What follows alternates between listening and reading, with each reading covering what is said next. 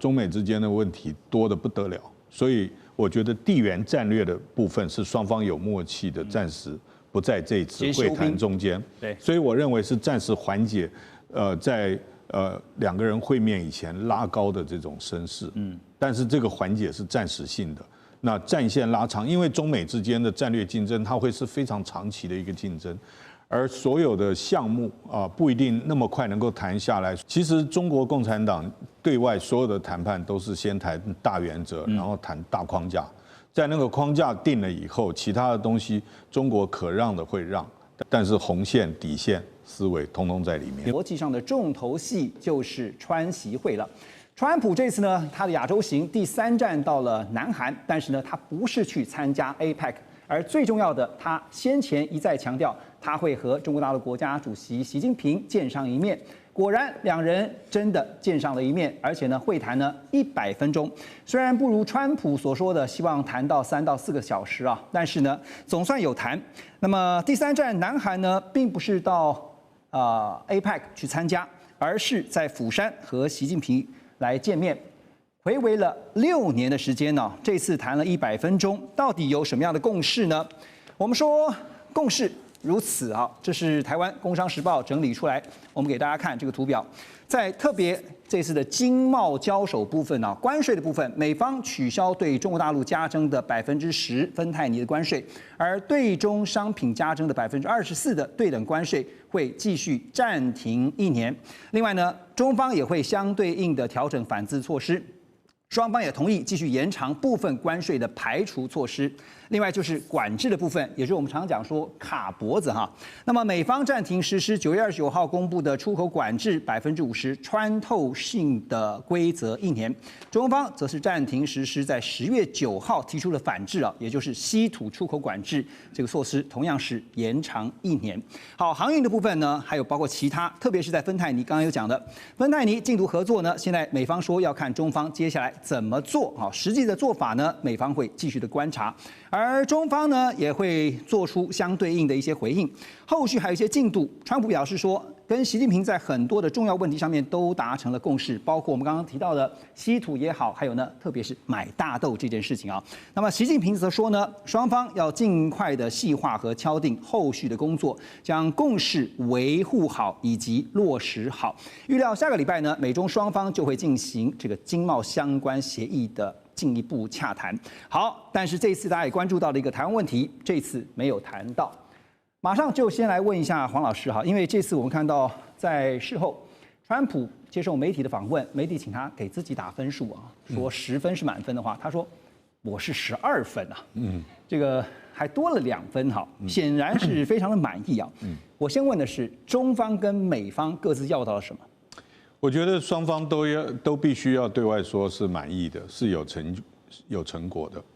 那么各自得到什么？我觉得基本上是双方的谈判团队，双方从川普总统的2.0开始在处理对外关系，包括对中关系，基本上不是国安团队，而是经贸团队为主。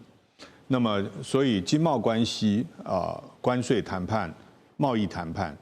主导了美国对外关系，是。那么跟中国大陆也是一样，这是第一个。第二个，我认为就是双方共同有默契的决定这次100分钟。我们看大家有戴耳机，戴耳机是同步口译，同步口译才能节省时间。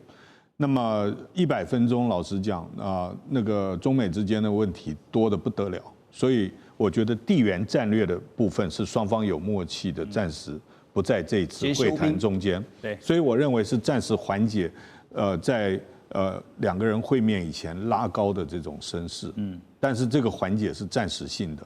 那战线拉长，因为中美之间的战略竞争，它会是非常长期的一个竞争，而所有的项目不一定那么快能够谈下来，所以从这个4月份的这个所谓解放日开始，一路已经换了世界5个地点在双边在谈，但是还是高低起伏对，还没有最后的定案，所以战线必须要再往后拉长。老师，您看哈，有分析是这样认为说，美方这次要到是土豆泥啊，就是包括稀土、大豆还有芬太尼简称土豆泥。中方其实你看到的是习近平在这个两国元首会面的时候，他并没有提出要求，他只是说呢，我们要保持大国的风范，所以也有一个分析就是说，中方其实希望把美方拉回到4月2号以前，甚至是包括在2017、2028那个时间，我们重新拉回去。对，因为在川普的第一任期的时候，双方是有一个没有执行的一个当初框架谈好的一个贸易协议。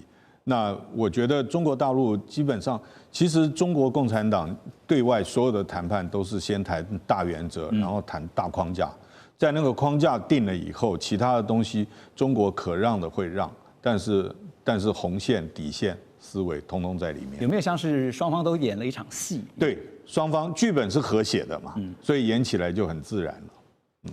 好，为什么说是一场戏哈？因为在川习会之前呢，我们也看到了美国贸易代表署在24号就提前早一步的宣布，他们说呢，要依据美国1974年贸易法案第301条规定啊，那么对中国大陆呢是否有履行美国总统川普在第一任期所签署的第一阶段贸易协议要展开调查。而尽管我们看到这次结束的川习会达成了新一轮的贸易休兵，但是也听到了后来呢，这个美国贸易代表Greer 他就表示说，301条款调查将会持续的进行，为中国商品加征关税预做准备。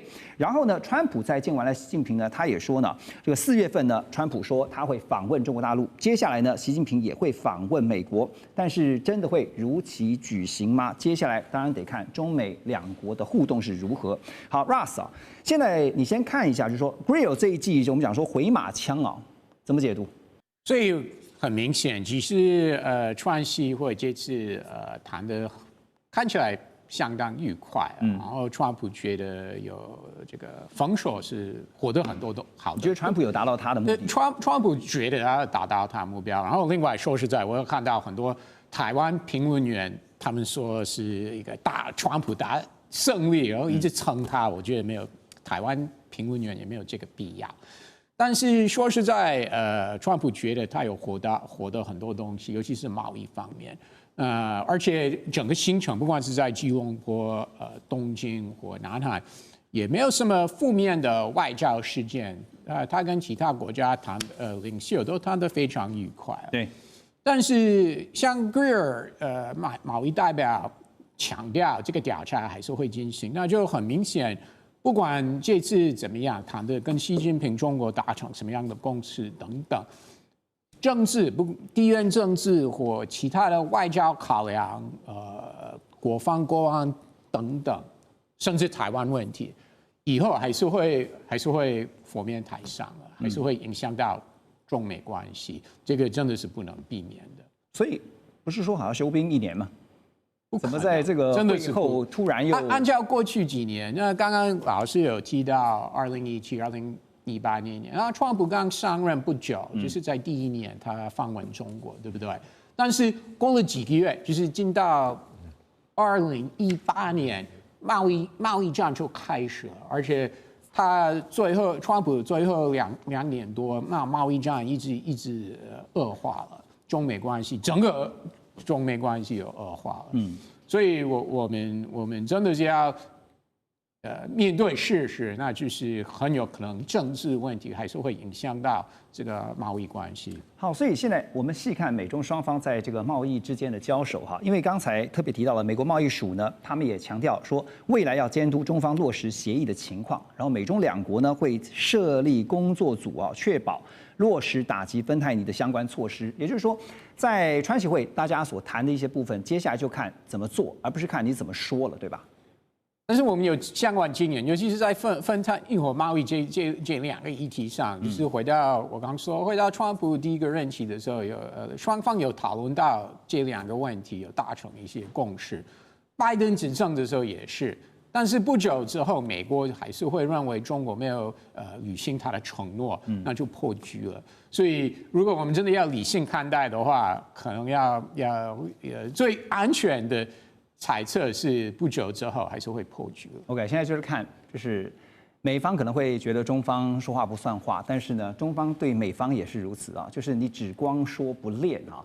所以接下来就看因为不是提到了吗？川普有特别提到说，他明年3月以后会到中国大陆去访问。接下来呢，就是习近平到美国访问，但也得看两国的互动吧。我个人会认为，一直到他们真的上飞机起飞之前，就不知道真的会不会成行。就像这一次的川习会，到最后一天才敲定是在釜山。是没错，因为虽然川普今年已经说了好多次，我会跟会跟习近平见面，但是一直到他真的上飞机去 APEC， 而且我们也一直不知道他会不会参加 APEC 的相关会议，那最后他没有。对，所以就是对川普来讲，就是 make a wish。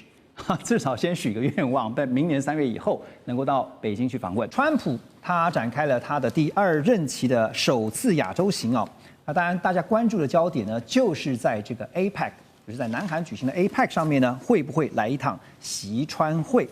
好，那么最近也看到了，在这个川普行前呢，在同一时间就看到了美国贸易代表署呢，在川普出发的同一天，宣布启动301条款。针对中方有没有履行在2020年签署的这个美中第1阶段贸易协议，正式展开新一轮的调查。美国贸易代表署表示呢，他们认为中方并没有兑现非关税壁垒、市场准入，还有购买美国商品这些服务的承诺。所以现在大家都在看，奇怪了，这个川普不是才不断的向外界去强调说，他希望在30号这一天就能够看到中国大陆国家主席习近平，川习会是一定会成行的。但到目前为止啊，我们看到中方还是3缄其口，而且说有最新消息会及时告诉大家。这个及时啊，这个了解中文的就知道说，在最后一刻都可能会生变哈。所以美国现在祭出301啊，左老师觉得讲先兵后礼是吧？应该这样讲，就是说，这个是川普，我认为他主要的目的是这个国内，美国国内的需要。为什么这样说呢？因为其实这一段时间有很多人都认为，这个提出来所谓的 TACO， 就认为川普到了最后都会退让。是。第二个就是也有一些分析就认为说，川普实际上在跟中国大陆交手上其实是吃亏多于占便宜。那甚至说就是像这个 TikTok 这个交易呢，实际上只是满足川普的这个面子，但是美国并没有得到真实的好处。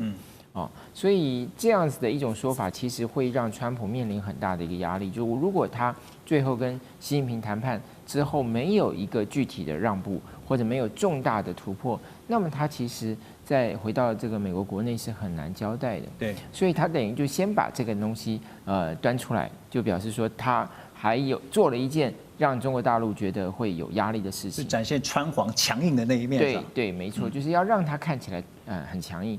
第二个，当然他也有一个实际上的需要，为什么呢？因为川普跟之前在他推动的这个所谓的就是所谓的这个对等关税，这个对等关税是根据美国紧急经济权利法。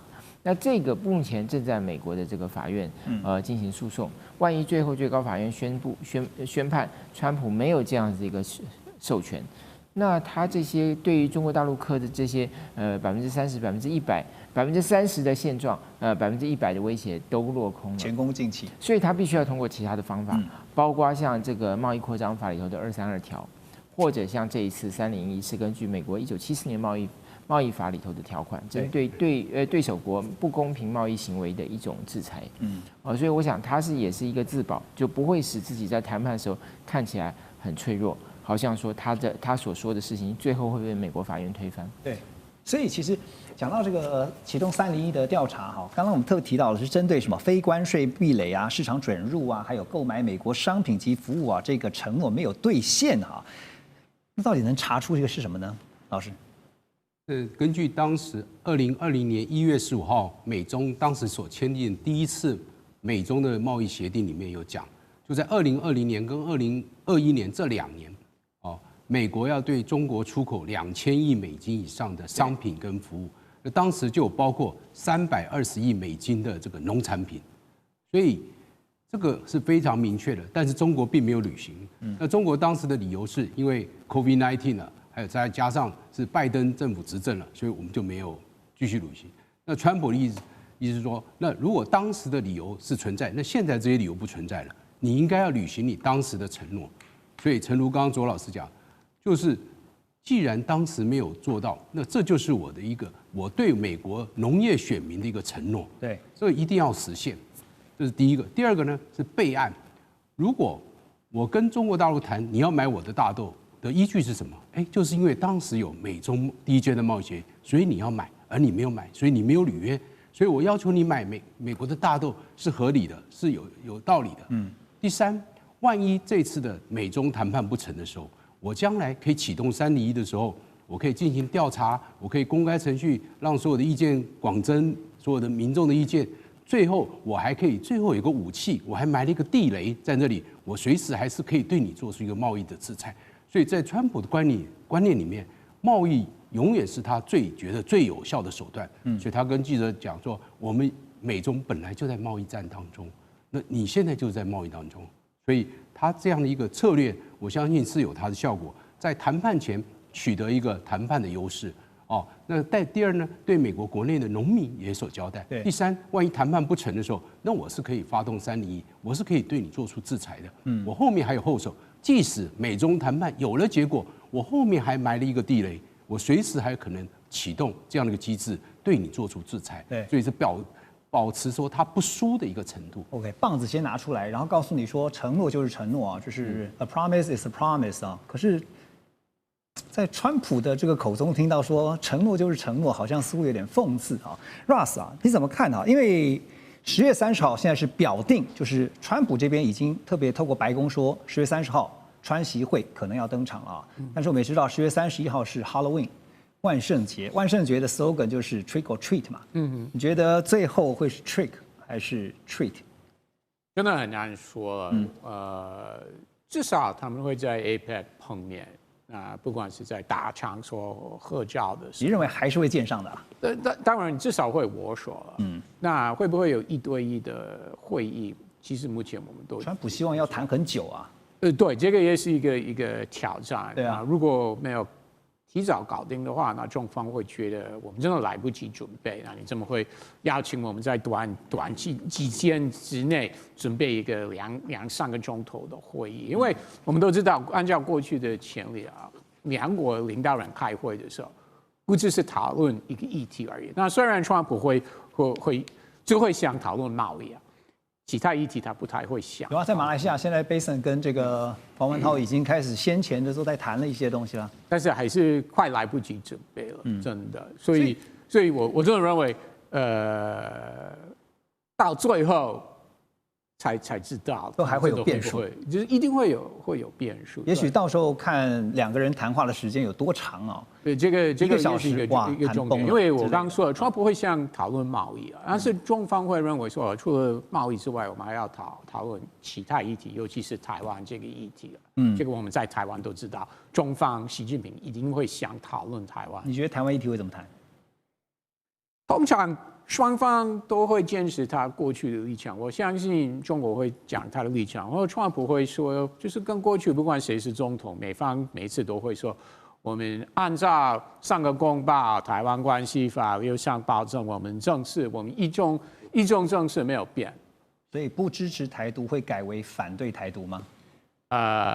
其实讲难听一点，对川普来说，这些细节真的很不重要。只要这个大交易完成就可以。对他来说，我说反对台独或不支持台独有什么差别吗？当然，在台湾国内政治，那各政党都会对这件事情是非常非常敏感，对不对？大陆也对这些事情很敏感。对，因为但是对川普来说，这个真的是一个小细节。没错，因为对川普来讲，其实台湾可能是一个非常小的 issue 啊，因为他可能有更大的问题在处理，包括主要的竞争对手就是中国大陆这边稀土啦、大豆啦，还有科技竞争啦。还有，我不认同你的说法。台湾不是一个小议题，为什么呢？因为川普还是希望，如果真的要有一个台美贸易协定，台湾政府一定要答应。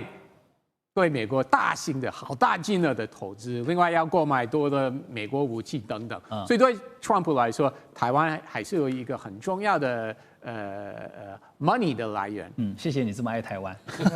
说实话了，我继续要问你的就是说，因为很多的议题，其中包括了俄乌议题哈，因为现在传出，因为法新社是分析说，在俄乌战争的议题上面，川普呢希望哈，就是反而现在要转向寻求北京方面的支持。那他向媒体透露说呢，接下来啊，川普在南韩跟中国大陆国家主席习近平如果真有习川会的话呢，肯定会讨论如何结束俄乌战争。他也形容习近平是一个大国的强大领导人啊，对于普丁可以产生巨大的影响力啊。那对于这个习近平他的观察是说呢，习对这个乌克兰的战争哈也做了一些想法上的转变哈，所以这当中牵扯到非常复杂的计算或算计啊。你帮我们算一下。你觉得为什么中方要帮呢？美方以前川普说他自己就可以搞定啊，中方根本不会帮忙哦。你觉得不会帮？不会啊，从俄罗斯入侵乌克兰之后，就是2020年那个时候，已经有很多次那个时候拜登政府，不管是Blinken 国务卿或拜登总统等人，好多次公开说我们希望中国会帮忙，就是在俄乌方面帮忙。那结果是没有，中俄关系那么好。那当然，虽然那个时候中国有提出他们的所谓的和平方案，那之后就不理了。我说乌克兰就不理，俄罗斯也不理啊。所以中国帮调停人的可能性真的是很低，而且说服普京真的这个可能性不低。而且我相信川普不会想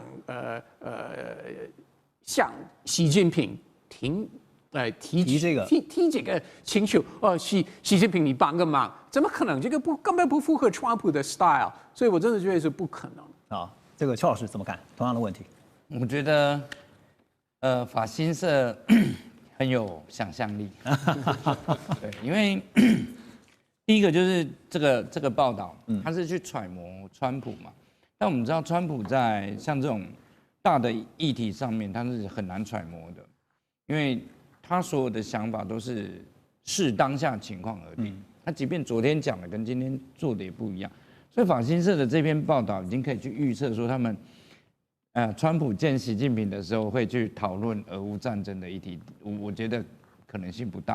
可能是法新社希望川普这么的。我觉得现在很有可能，因为我们最近这段时间经常看到欧洲媒体，对，因为他们对川普态度的忧虑，所以最近很多欧洲的媒体都会有另外一种的角度来写，然后等看看白宫会不会出来否认。因为白宫如果出来否认，就表示这个可以划掉，因为不会。那这是很标准的操作，但是我认为川普跟习近平这次在 APEC 见面，主要还是要解决双方贸易的问题，扩充或延伸到其他。虽然川普自己对外讲说所有的问题都可以解决，但我不认为，因为你谈判的时间就只有会谈时间就这么短，前置的时间到现在，双方贸易代表都还在吵架，那你要赶在这个时间点把很多的议案定下，我觉得很难。不过这次在这个川习，我们说姑且我们假设他是一定会上一会的哈。那在这之前呢，大家也在看，包括刚刚提到说传出法新社有这样的一个看法，这样的分析啊。那《华尔街日报》也有分析啊，他是说呢，华尔街是说，习近平对川普的新策略是借鉴川普的极限施压，就是给予更强硬的回击，以便在川普的面前呢占据筹码，同时展现实力和不可预测性。中文讲的就是以子之矛攻子之盾啊。而且呢，《华尔街日报》也说呢，习近平相信这些都是川普所欣赏的特质。先前我们也曾经讨论过嘛，就是川普喜欢那种硬汉的角色哈，你越是硬，他越欣赏你，你是一条汉子哈。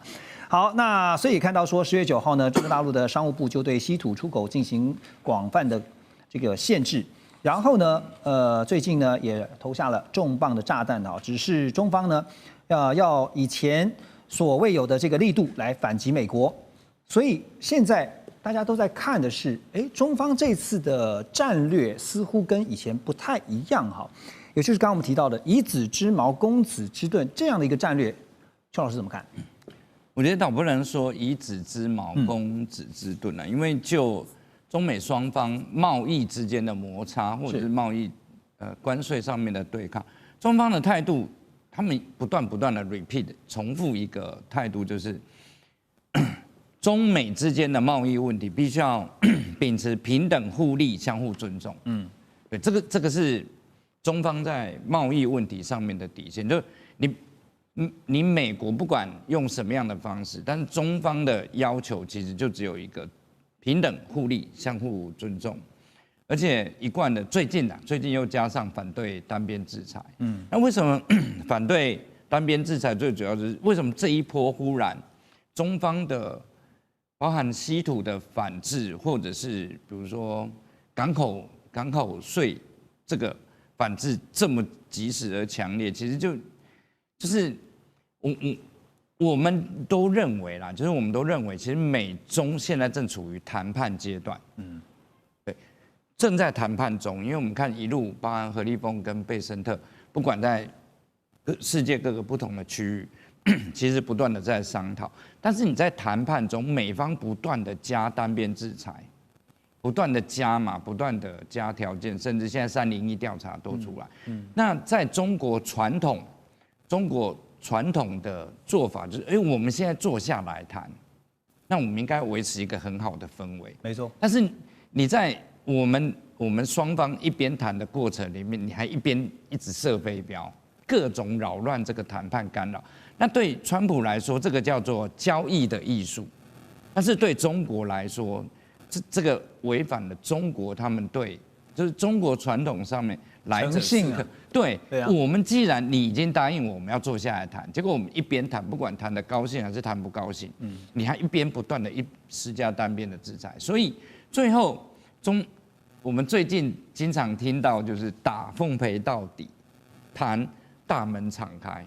现在中国的应对方式就是这样，但是对西方的这些媒体或西方的我们看，不管是《华尔街日报》或者是 BBC 或者是《经济学人》，他们在观察这一场谈判的过程里面，他们比较没有办法去抓住这个谈判，其实从2022年就开始，对，它并不是一个现在才刚开始发生的事情。就严格来说，中国跟美国之间的贸易摩擦，其实从更早之前，其实2020年就开始一路到现在，这中间谈了很多次，讲了很多的东西，但是不断的在 renew， 没有办法得到一个结果。所以我觉得对现在中方来说，他们谈判的耐心也即将要耗尽。对，所以开始慢慢从一开始，我们如果大家还有印象的话，川普在1.0版的时候的关税或者是贸易制裁，中方几乎是全盘接受。就是我展现诚意嘛，那大家坐下来谈，有问题我们尝试解决这个问题，所以才会有之前签的什么要买350亿。但是因为就是在过程当中吃了亏了哈，然后学到了教训了。那现在你说中方会不会再去重复上一次那个版？不可能，绝对不可能。对，所以其实在这个中美两强的这样的一个竞争之下，现在我们看的像老师刚刚提到的，谈判可能只是一个点啊，就是在APEC 的元首会就是一个点，但是我们必须拉长看整个线，乃至于后续怎么样在竞争的过程当中增加自己的底气，其中科技是关键。川普他已经要进行亚洲行了，因为在第2任期他的第一次亚洲行，这一次呢要飞到马来西亚，还有包括日本，最后到南韩去参加 APEC。美东时间24号，川普是在晚上11点出发。在北京时间的10月30号，因为这2天也听到白宫发言人说啊，30号这一天呢，就会来个元首会啊，这个川习会会登场，但是到底会不会碰面？目前中方这边呢，还是3缄其口。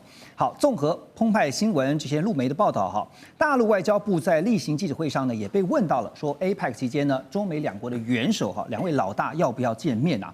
这个外交部的发言人郭家坤并没有直接回应，只表示说呢，中美双方就2国元首会晤保持着密切沟通，如果有进一步消息，中方将会及时发布。不知道大家有没有看到？在 APEC 这段期间，川普访问亚洲的这一段时间啊，10月31号是什么日子呢？是万圣节啊！我就想到万圣节一句口号，就是 “trick or treat”， 不给糖就捣蛋。所以中美双方现在逻辑都是如此吗？一直压着按兵不动啊！中方尤其说，我们还没确定哦，这个部分怎么看？大使？我想基本上现在应该就是何立峰跟这个贝森特在马来西亚的谈判啊，他们先谈，进入到白热化阶段。不过就郭家坤啊，中国大陆外交部的发言人的讲法已经有微妙的变化了。他之前会说这个问题我没有进一步的消息提供，可是问题就是说这一次的表示就里面就有玄机了，他直接对这个问题答，他说中美两国中美双方两国元首会晤保持密切沟通，是双方正在沟通这件事情，沟通到最后一刻，他连就是说他之前连有在沟通他都不提，对，他现在承认有沟通，他说如果有进一步消息，中方将及时发布。这我们来解读，就是说现在正在紧锣密鼓的谈判，在安排当中。那如果有进一步消息，我就让你知道；也可能没有进一步消息，就是黄掉了。所以呢，这一次我觉得大陆吊这个川普的胃口真的吊足川普胃口。川普24号，也就是今天，应该是他已经上飞机了吧？应该差不多了。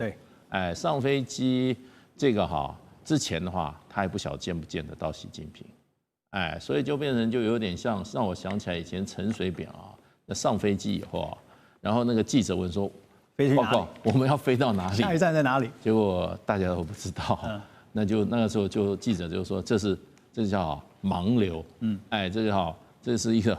那川普这个上飞机很符合川普的风格，他就喜欢唬来唬去装神弄鬼的。这次他自己饱尝这个这次我觉得他自己真的冒了一个大险。如果说习近平不见他的话，他的国际声誉就是太没面子了，在美国他也的声誉就垮掉了。对，那所以我觉得现在应该是卡在几个关键问题中国大陆要美方答应的部分美方还没点头。你觉得哪个问题？哪些？我觉得很多问题第一个就变成就是说你那个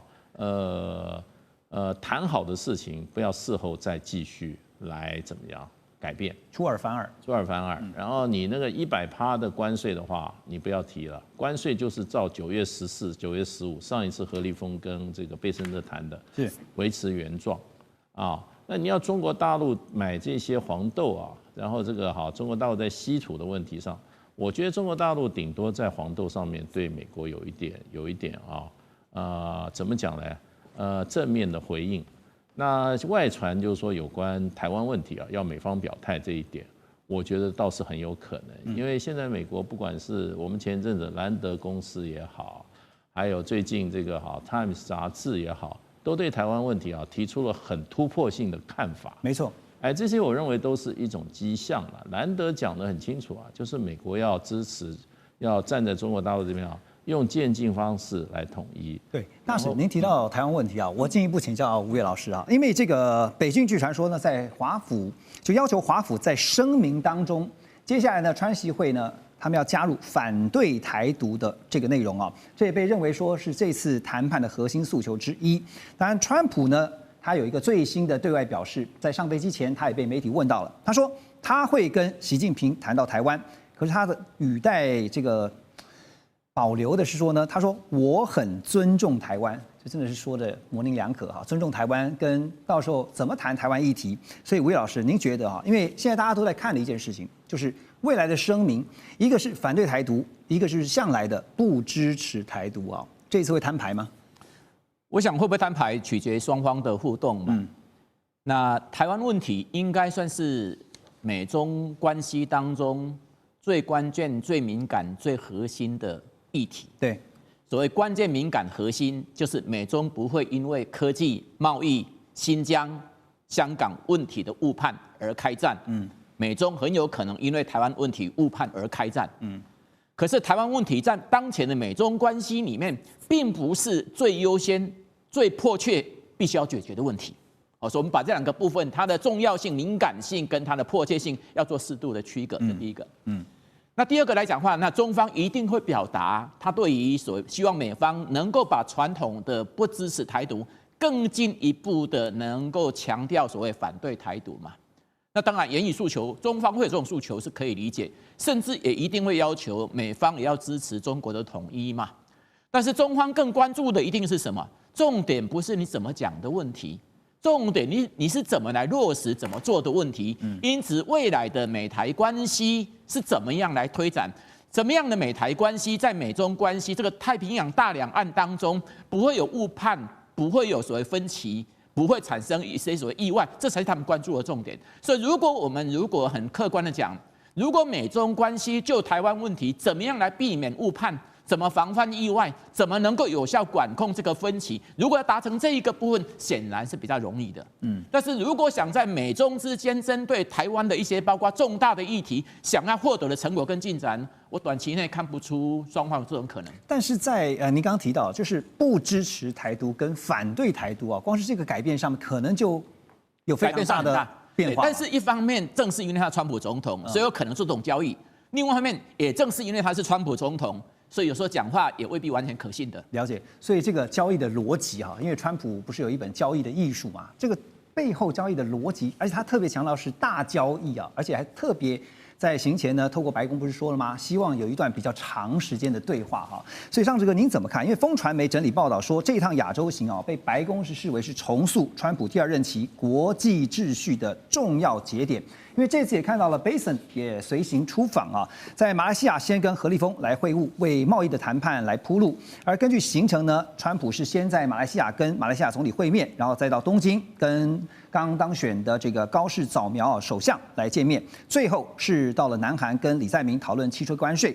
但是关键点还是在于跟中国大陆国家主席习近平的见面啊。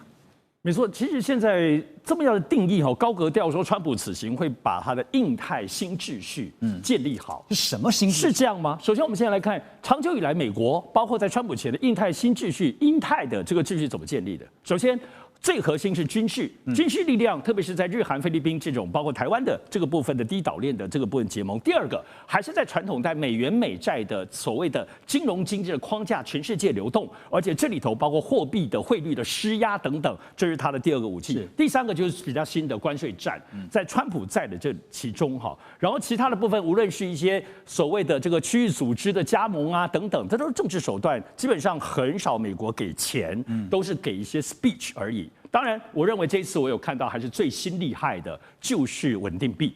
我觉得稳定币的部分是过去从来没有，是川普就任之后，而且现在看起来确实一个大杀招，是配合美元美债多了一个稳定币。特别现在在东欧还有亚洲地区当中，为了要回避正式汇率当中大幅度的金钱，各国的货币流向稳定币，甚至开始解决美债。所以中国大陆为什么马上终止了包括原来香港严厉的这个稳定币的条例，而且也终止了包括阿里巴巴跟腾讯本来在下个礼拜就即将要发行稳定币的计划全部停，因为发现这可能是美国现在很新的亚太新秩序的金融战略手段。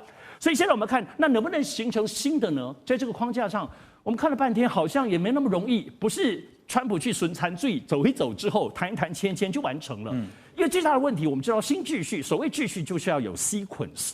有个顺序，以我讲中国大陆来这次15比例来说，过去中国大陆它其实是一个所谓的制造大国，15我们看到它要变成科技强国，以前是世界工厂，15之后要变成全球的产业链的链主，这个就是我们感受到的这个所谓的新秩序的轮廓，目标清楚，顺序清楚。对。可是，在美国，我们刚刚讲，虽然军事这些，可是你说谁是破坏这个秩序跟 sequence 的人呢？就是川普嘛，他是调来调去，调来调去，改来改去。所以你真正要完成一个秩序，你首先川普的思路就要有秩序，否则底下的爪牙们也很难推动。军事推动了，又突然被你刹车。所以在这个过程里头，包括现在的很多人士有很多的部分说法，单最重要，亚太新秩序的关键。共众所接任是台湾，特别两岸的敏感，台湾会是川普亚太新秩序的核心点。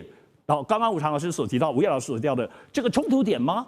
迫切点吗？跟中最后是一切的支点吗？看起来不见得哦。所以这里头看起来，我觉得这此行的亚太新秩序还是海市蜃楼，还要努力。亚太新秩序哈，其实也不难理解，就是对于美国来讲，简单逻辑就是在全球称霸，包括连印太。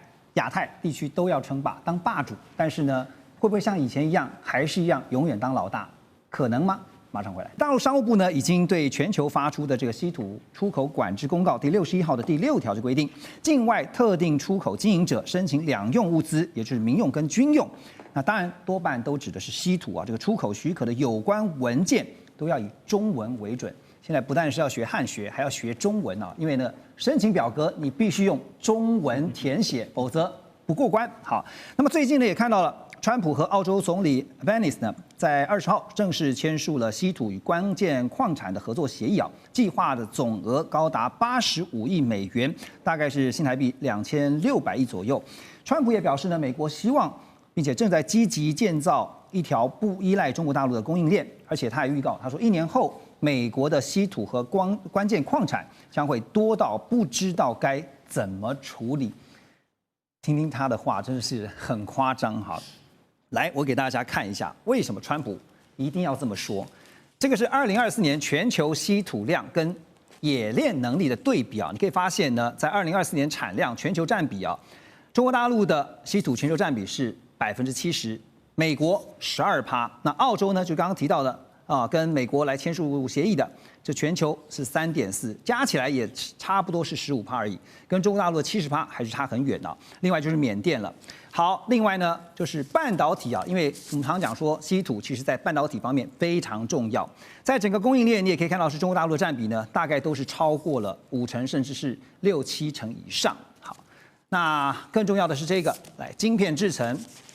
当中稀土应用的流程啊，包括矽晶片，包括前工程、后工程啊，这是相关的工序哈，其实跟稀土的冶炼过程很有关系。现在看到了说，美国找了澳洲来合作，但是稀土的关键在于精炼造成的环保问题，这个部分我想问的是，澳洲会帮忙解决吗？这个问题是澳洲有能力解决吗？想也不一定有能力。其实刚刚在何荣我们看到这些资料里头还蛮重要的，不只是这个比例，其实还包括了刚刚讲这里头非常非常关键，对于军用，对于包括半导体非常关键的重稀土的提炼，因为非常非常难。因为它的提炼是包括它跟氧化跟这些矿物结合在一起，因为它是副金属，也往往会跟主金属。我们比如说先前需要的一些重要的这个所谓的这个稀土材料，它是要在提炼铝的过程里头顺道提炼出来，所以它其实很复杂。川普会讲这话，就表明他真的不太懂稀土，或他装也可能装。对于稀土产业的这个技术的难度是如何的难？如果这么容易，其实美国是现在才知道稀土的问题吗？不知道，已经很久了。拜登时代就知道，为什么没有办法攻破？而且美国政府过去也不愿意自己拿钱来投资，是叫大家来投资。但是现在终于啦，还是有点突破。美国国防部已经正式的出钱投资了 Material AP， 是现在来讲是美国最大的这个稀土有提炼能力的，但是还没有到能够提炼重稀土。包括不只是刚刚澳洲，我自己比较关注的是现在他就紧盯着巴基斯坦的合作，因为巴基斯坦也提炼稀土，据说目前除了中国之外，拥有中国可能有最好的技术提炼能力的部分就巴基斯坦。所以最近美国为什么把印度踢到一边，很大的原因其实是为了稀土啊。所以在这个描述过程里头，我觉得它的最大关键还是要看现在中美对于稀土战这件事情不太一样。以美国来说，它什么都要。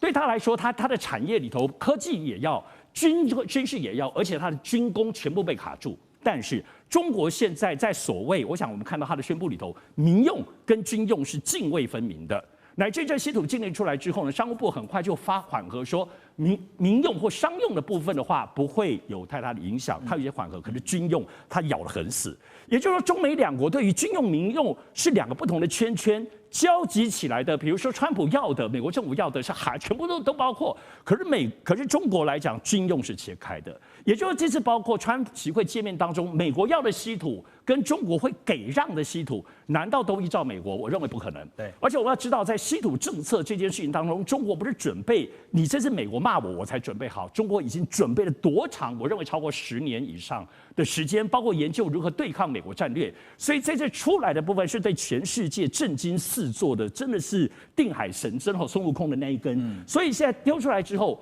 也影响到整个欧盟，包括这是安氏半导体的部分，会触动有关于包括对荷兰的这里头就是稀土。也就是说，这点不只是美国哟。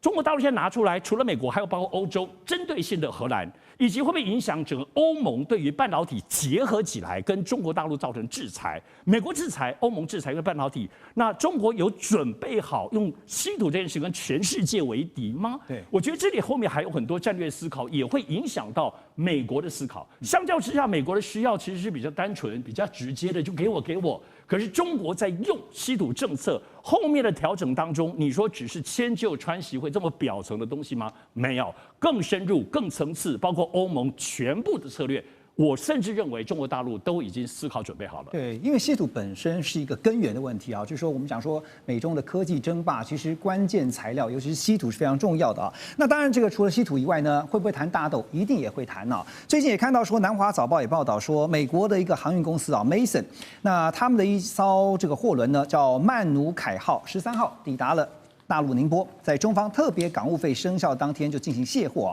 结果就被收取了446万人民币的费用这个大概是62万7千，将近8000的美元啊。那么业内普遍认为呢，这是中方特别港务费生效之后第一个被处罚的案例。而《纽约时报》中文网则报道说呢，目前有将近700种的美国药品至少使用一种只在中国大陆生产的化学原料。那最新的数据在中方这边海关总署也公布了，今年9月份呢，中国大陆从美国进口的大豆数量从去年同期170万吨，现在完全归零。9月份大豆进口总量是攀升到1287万吨啊！现在呢，不跟美国买，那跟谁买呢？包括像是南美洲的巴西跟阿根廷都成为中国大豆的新采购来源。所以接下来大家看的是，因为我刚刚提到了，包括药品哈，所以大豆之后，现在包括像药品跟化学材料，会不会成为另外一个新的战场？吴岳老师，您的观察？我想，像美中如果双方谈不定，当然从稀土到农产品，到有关于化学的我们所讲的原物料这个部分，都一定会成为重点。稀土其实开采并不难，稀土的关键在于说它的精炼是比较困难的。那这90%的精炼都是由在中国大陆来精炼，就算其他国家开采，你也必须要送到中国。澳洲也是精炼一样。那第二个，现在中国在很多的做法上也在学美国，就长臂的管辖权。所以你看它稀土，重点不是中文的问题。重点在于说，凡是不仅是境内管辖，境外稀土出口到外国，你有使用到一定比例的所谓中国的这样一个所谓出口的稀土跟技术，中国通通纳管，所以它也在进行所谓长臂管辖权的问题嘛，所以大家都在这个问题上都彼此之间的博弈嘛。大豆的问题，我觉得说应该是只要美中达成协议，这个问题应该是最好解决的。因为去年来讲的话，美国出口到中国到大豆占美国出口还有51%左右嘛，那现在降到0嘛。所以这只要美中能够谈定，我相信大豆基本上不是一个很困难的问题，只是因为大豆本身的生产的地方都是川普的主要的所谓选区，对，好，所以从这个角度来讲，双方就把它当成是一个谈判的要点嘛。那当然，你刚才所讲的，川普想做几个什么？第一个，他想做半导体嘛；第二个，他想做晶片嘛；第三个，他想做 AI。这3个大概还有军工企业，这4个大概都是跟稀土精炼有关。那第二个，川普一定想做什么？想做汽车嘛，想做制造业这个部分嘛，想做所谓造船嘛，这个部分也跟稀土有相关。那第三个，川普想做什么？川普一定想做有关于医药这个部分嘛。是。那医药这个部分当然原物料会有相关嘛。所以美中这个部分，它的所谓全面性的这样一个博弈，它目前为止仍然还在博弈持续当中。双方都是累积实力，而且双方都已经去运用到长臂管辖的部分的。那双方也大概都知道说，这个东西都是主轴。但是不破是底线，因为一旦破的话，对双方的承受度、冲击度非常大。中方现在就是如法炮制啊，美国怎么做，中国就怎么做。那打大豆的，因为大豆跟民生相关哦，你知道大豆这个所使用的相关的一些衍生性的产品非常的多哈，而且呢，讲到民生呢，10月底啊，因为美国一个非常重要的节就是我们刚刚讲的万圣节哈，现在你知道吗？一顶便装帽子呢，这个要价是30美元，大约台币是1000块钱啊。天哪，很难想象哈。那美国90%的万圣节商品呢，都含有中国大陆制造的零件。有一家这个万圣节用品的公司老板就表示说呢，大部分的儿童服装价格有可能会上涨3到4美元，成人的这个大人的服装上涨5到8美元。另外，在北卡，那这是全美家具之乡啊，北卡罗来纳州一家这个家具厂的执行长也说，这个产业的利润通常都只有4%到5%，但是他们已经连续5-6个月吸收全球关税的1半成本，现在没有什么利润空间了。所以呢，最终这些成本，抱歉，还是得转嫁给消费者。好，现在看到了，川普发动的全球关税战开始出现的效应，已经逐渐深入到是美国民间啊。可是单靠他现在要补贴啦，关税的收入 cover 得了吗？大使？应该是没有办法 cover 啊。那个基本上关税都是转嫁到消费者的，就是说这些进口商啊或中间商，他只会消化一部分，他没有办法全部消化，而且可能就一段时期。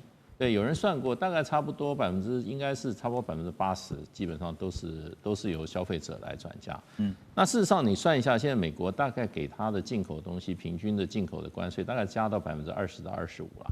对，那所以这个就是说这25%我们就算一个8折好了啊。如果是20%的话，那16%。所以美国的这个各种物品它可能要增加16%，那最后由消费者负担。那现在问题就变成，他如果把中国大陆的这次没谈好，中国大陆所有物品变成100%的话，那基本上的话，很多货品会缺货，而不是说这个会涨价的问题啊，这个根本就不会进行交易了。美国总统川普呢，在接受福斯商业新闻网的采访时也坦言，他说对中国大陆发动的关税啊，这个威胁要征收的高关税是不可持续的。我们看到了，北京在祭出了稀土出口是采取事先审查这个措施之后呢，目前看起来是在12月1号才会正式的来实施，但是呢，具体的细节呢没有进一步的公布。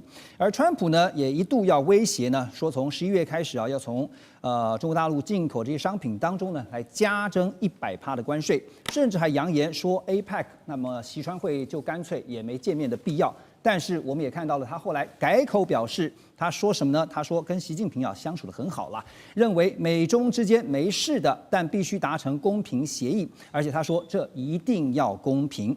另外是美国的财长贝森特呢，他也表示，如果北京放弃最新的稀土出口管制计划，那么美方愿意延长对中商品高关税的暂停期限。目前说法是说大概再延3个月啊，不过中方会理会吗？好，贝森特最近也才言辞批评了中方的贸易谈判副代表李成钢。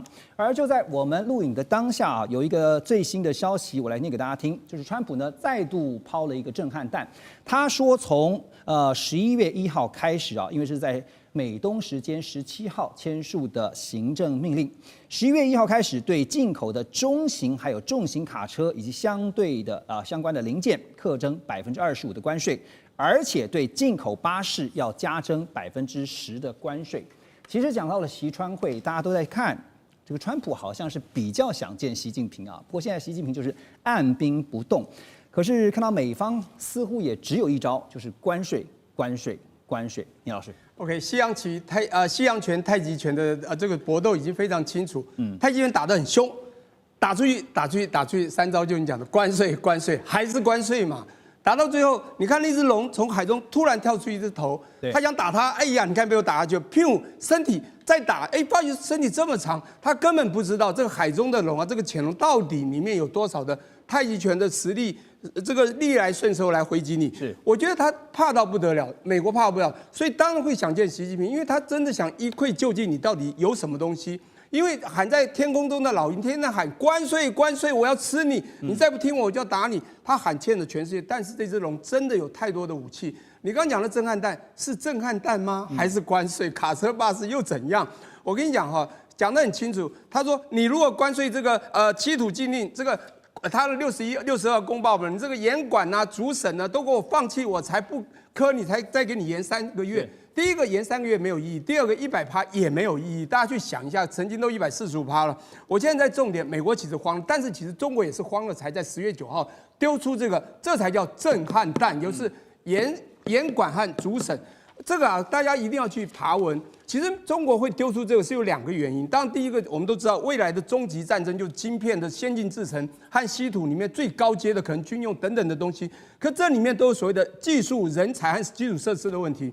证据就叫技术，因为在9月20号有个潘朵拉的盒子到了白宫，竟然有一个铁杆兄弟的巴基斯坦，这个很可怕总理这个谢里夫和元帅这个穆尼尔拿到那边去打开，告诉川普，我要贡献给你，你也要保护我，印度不要只对他好，中国有帮我，你也帮我，这个严重出卖中国，使得中国害怕这个技术会出去，因为这技术里面有所谓的氟碳、锡矿以及毒巨石等等的。我必须说明，这是最主要的原因。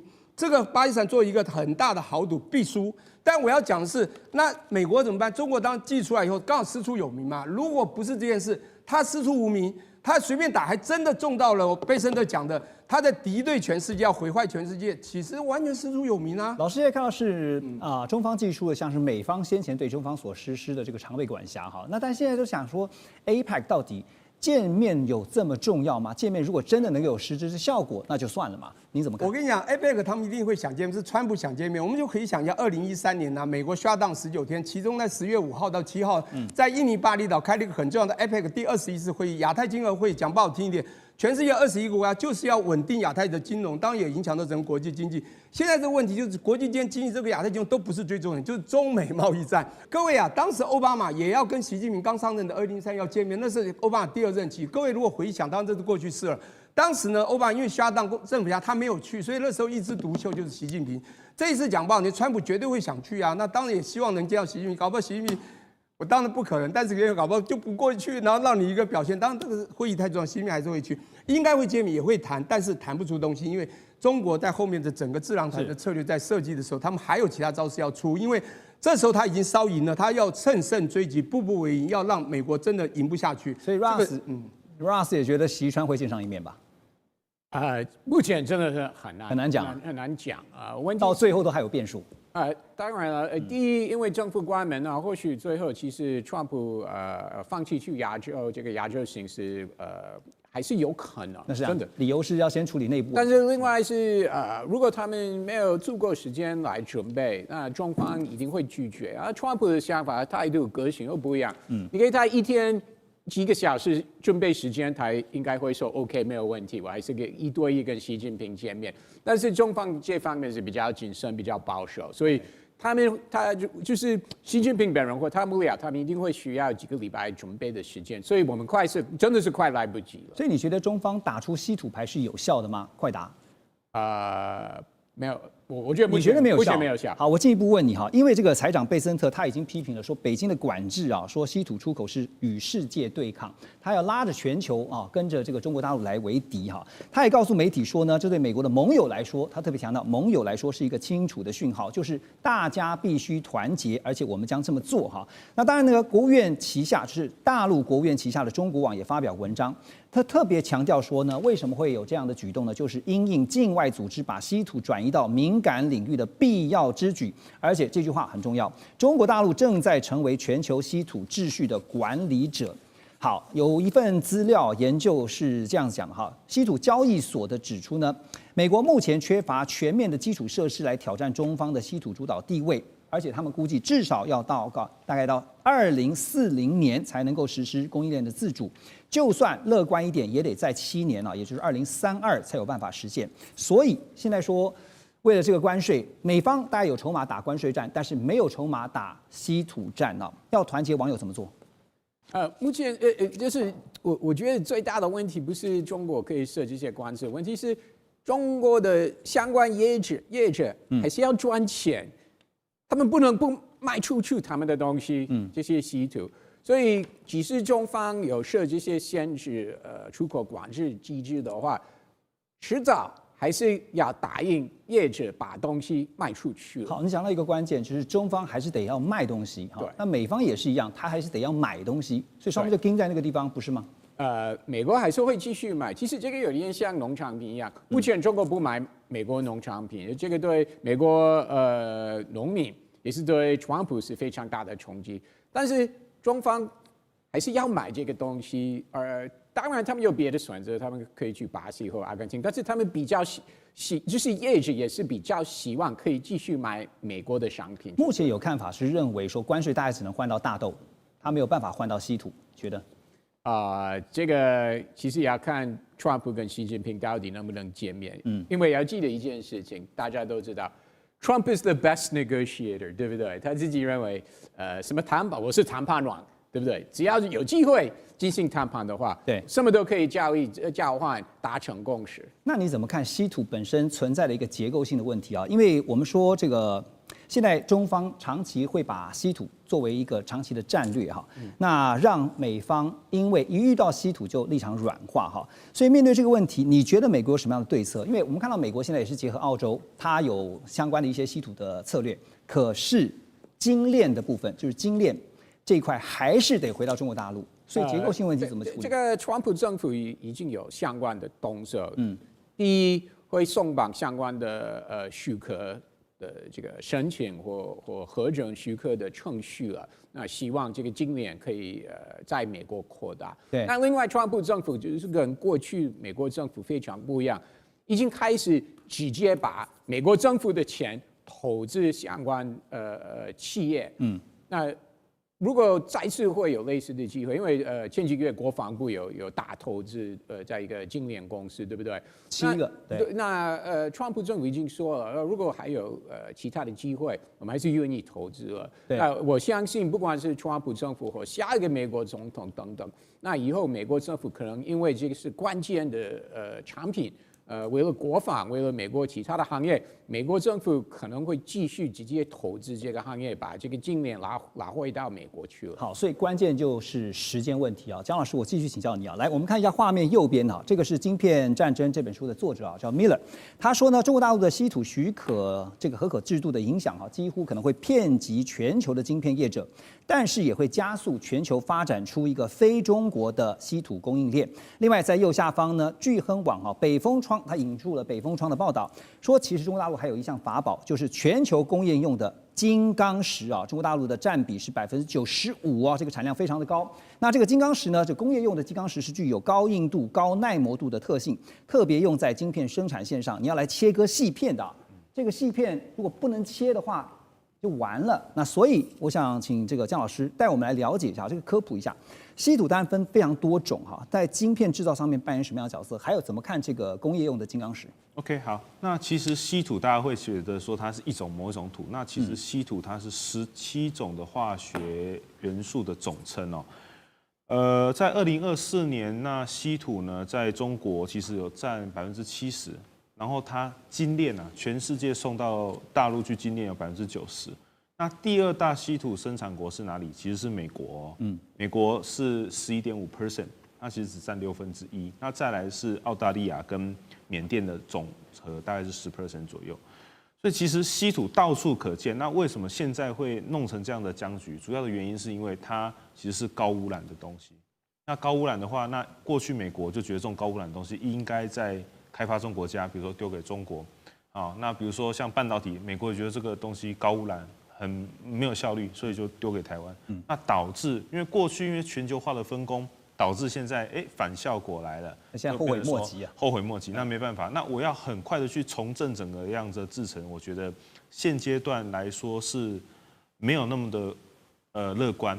那同时呢，刚提到稀土其实到处都有。那目前日本的话是在那个海里面去挖海里面的泥土，然后试着要去精炼。那刚刚有提到说稀土要用在半导体的哪个部分？我们用一个很简单的比喻，通电的东西会需要半导体，能动的东西会需要稀土。OK， 那什么东西能动的？比如说我们现在的马达里面的磁铁都会用稀土。那刚刚提到的研磨会用到稀土。那又提到刚刚又在说，大陆好像有个大烧招叫做人工钻石嘛。那人工钻石用在哪里？第一个会用在研磨。那第二个，他们可能会说用在切割，但是目前来说，晶片因为很优秀，所以它基本上是用雷射切割。那有一个可能也许是记者朋友，也许是物质，因为英文都是 diamond。那 diamond 还会用在哪里？新的第5代的化合物半导体，它其实就是钻石，用蒸镀的方式。那过去可能是第1代、第2代、第3代、第4代。到第5代，我们过去都一直觉得说第5代化合物半导体可能大陆追不上来。那最近有一些论文的引用，还有一些论文的发表，发觉说，没想到大陆竟然在化合物半导体这一块追上来了。OK， 所以等一下我们要来更进一步的去看哈，现在从美中之间的竞争，你可以看到是中国大陆似乎抓到了川普的一个盲点或者他软肋哈。不过不是稀土，而是美股。怎么说？马上回来。2025全球局势必须关注，中美赛局牵动地缘风险，连带影响台海两岸未来。环宇全世界，关心全世界，权威分析，专业观察，客观立场。每周6日，请您准时锁定，一同关心全球大事的瞬息万变。